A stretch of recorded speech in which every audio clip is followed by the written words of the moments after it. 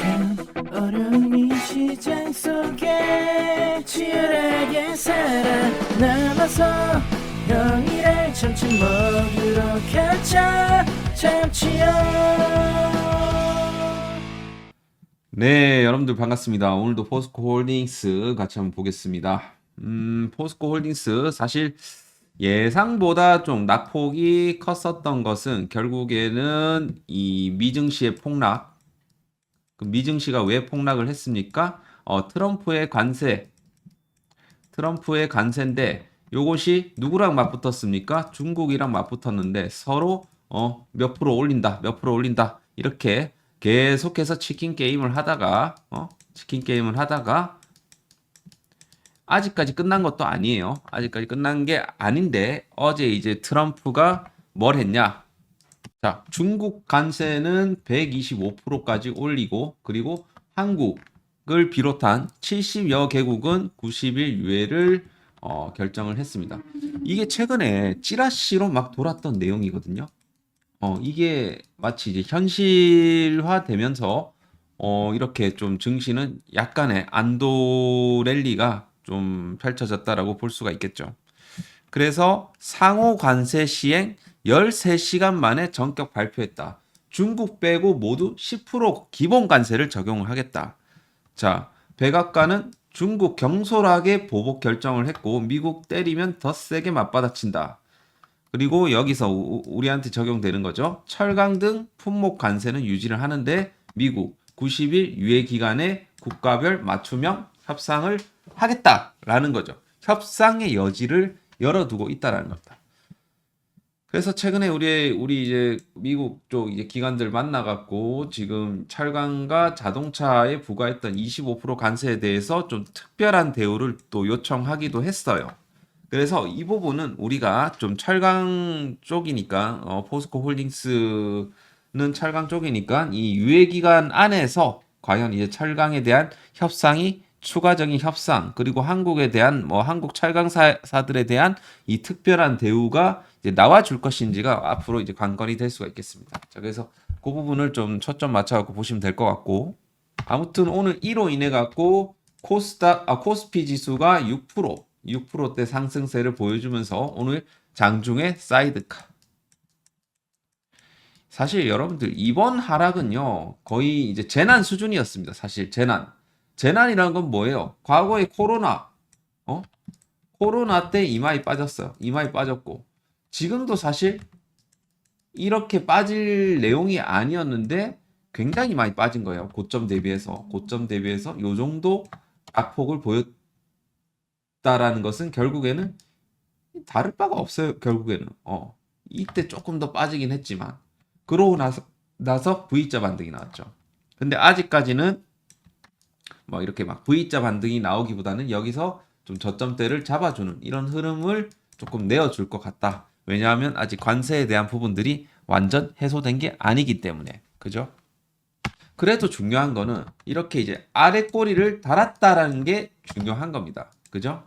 그래서 여기서 어느 정도 사실 저점대를 이탈을 했다라는 게 이거 자체가 뭔가 비이상적인 모습이었고 요거 자체가 이제 오히려 매수세를 크게 불러일으켰다라고 볼 수가 있겠죠.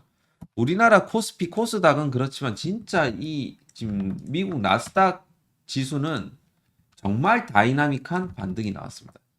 12% 상승이 나왔던 적이 나스닥이 없어요.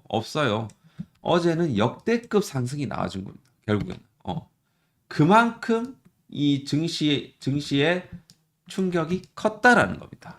그거를 여러분들이 이해하셔야 되고 이번에 그로 인해 갖고 포스코 그룹주뿐만 아니라 코스피 종목이 굉장히 많이 빠졌었어요, 사실.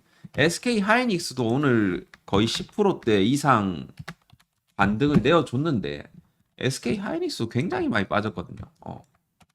그렇기 때문에 지금 이 구간에서 여러분들이 기업의 어떤 펀드멘탈도 무너진 게 아닌데 약간 요런 구간에서는 배짱 튀기고 그냥 홀딩하는 것도 저는 맞다라고 생각을 하거든요. 그래서 저는 이제 저희 텔레그램 방에서 계속 말씀을 드립니다. 기술적인 과매도 구간이고 위아래 등락에 일희일비하지 마시고 매수한 비중 들고 배짱으로 버텨 보시라고. 그죠? 그래서 이런 부분들을 여러분들이 잘 멘탈 케어를 잘 하셔야 된다라는 부분이에요. 아시겠죠? 그리고 지금은 여러분들이 이제 6월 달 되면 이제 6월 3일 날 이제 대통령 선거 있잖아요. 그때까지 정치 테마주 굴려야 됩니다. 굴려야 돼.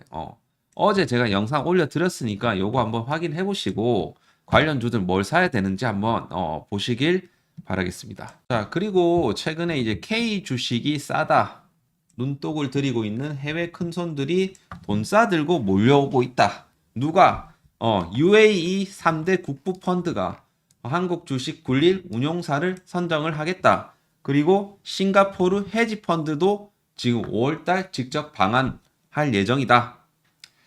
자, 한국 주식 감심 많다. 뭐 지금 이러고 있거든요.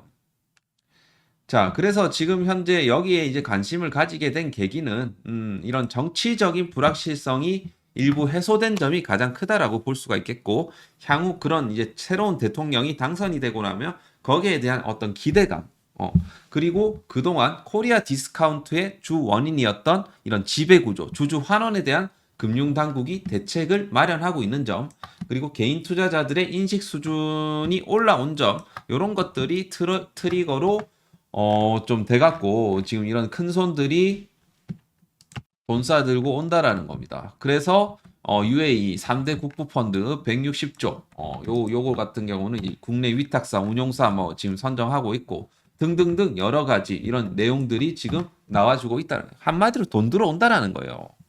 그래서 우리나라 이제 K 주식도 여러분들이 그리고 그 K 주식의 어떤 그 정점에 있는 포스코 홀딩스 지주사잖아요. 포스코 그룹의 지주사고 그리고 성장주고 물론 가치주의기도 하면서도 성장주고 앞으로 이제 또 신사업 2차 전지 소재 사업을 또 하고 있고 그리고 철강 지금 뭐 중국에 대한 이런 철강 감산으로 인해 갖고 열연 후판 가격들이 점진적으로 좀 수혜를 받을 수가 있을 것이고 그죠? 그런 거라는 거지. 그런 거라는 거지. 그죠? 자, 그래서 이제 포스코 홀딩스 같은 경우는 이 다른 지주사들에 비해서 예를 들어 뭐 SK라든지 뭐 그 LS라든지 뭐 CJ라든지 이런 이제 지주 회사들은 아직까지 뭐 추가적인 뭐 자사주 취득이라든지 소각 계획을 아직 보유하고 있지 않아요. 지금 최근에 이 뭐냐 그 자사주 제도 개선안이 시행됐다고 하더라도 지금 그렇게 안 하는 회사들이 다반사라는 겁니다. 뭐 하나도 마찬가지고. 근데 뭐 사실 두산도 그렇고 포스코 홀딩스 같은 이런 회사들은 지금 현재 보유 자사주에 대한 이런 소각 계획까지도 다 명시를 해놨고 하기 때문에 이런 기업 가치 제고를 이제 중장기적으로 해나갈 것이다. 굉장히 지금 이거는 포스코 홀딩스가 잘하고 있는 거예요. 그래서 사실 우리가 배당도 좀 따박따박 받고 있지만 사실 뭐 아직까지 뭐 우리가 돈을 막 이렇게 막 임팩트 있게 막 버는 그런 수준은 아니다 보니까 아직까지 뭐 특별 배당이라든지 이런 것들은 어 아직은 뭐 시기상조라고 볼 수는 있겠지. 그리고 왜냐하면 특별 배당 같은 경우는 캐펙스가 어느 정도 좀 줄어들어야 돼요. 들면서 요것이 좀 늘어나야 되죠. 인경 현금이 조금씩 늘어나면서 돼야지 이제 특별 배당을 할 수 있는 거예요. 그래서 아직까지는 뭐 특별 배당은 좀 시기상조라고 보고 있는데 아무래도 이 2차 전지 이 소재 사업이 이 돈을 좀 벌기 시작할 때 뭐 이를테면 2026년부터 2027년 요 정도 되면 그때 그런 얘기가 나와줄 수가 있을 것 같아요. 그래서 그 부분을 좀 참고를 해주시면 좋을 것 같고 또 2차 전지 소재 관련해 갖고 또 하나가 있는데 지금 하나의 또 트리거가 될 수가 있는 내용인데요. 지금 칠레가 생각보다 좀 더 많은 매장량을 가지고 있다라는 내용들이 나오면서 이 칠레 정부에서 이제 추진하는 이 프로젝트, 이 살라레스 알토 안디노스라는 프로젝트가 있습니다. 이 프로젝트의 파트너, 그냥 리튬 프로젝트죠. 파트너를 이제 5월 달에 선정을 합니다.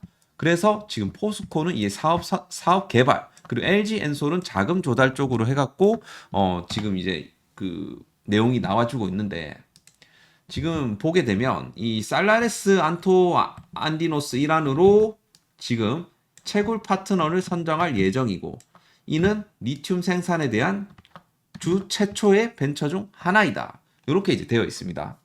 자, 여기서 이제 비아디도 참여하고요. 비아디, 그리고 에라멧, 그리고 이 광산업체죠. 그리고 포스코, 딱 이름을 올렸어요. 그리고 리오 틴토.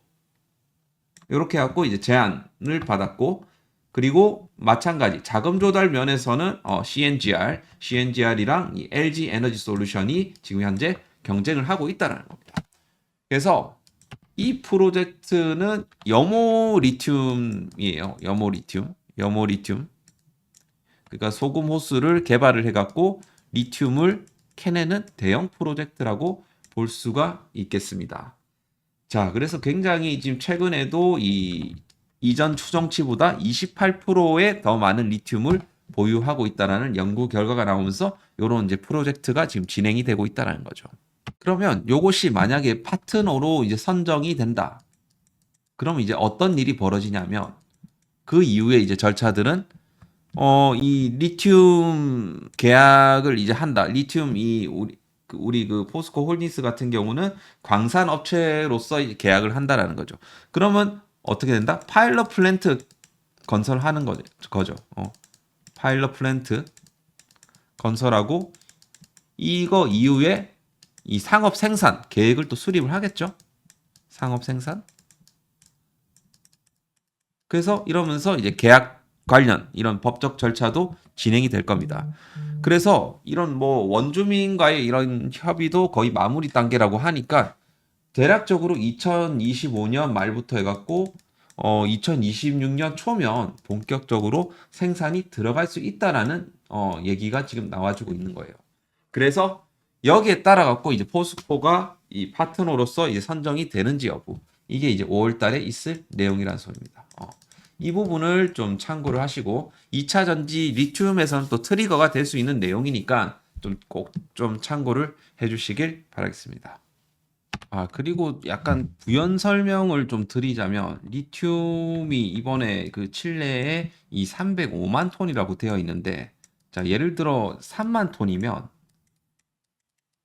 리튬이 3만 톤이면 어느 정도냐면 전기차 50만 대에 들어가는 분량입니다.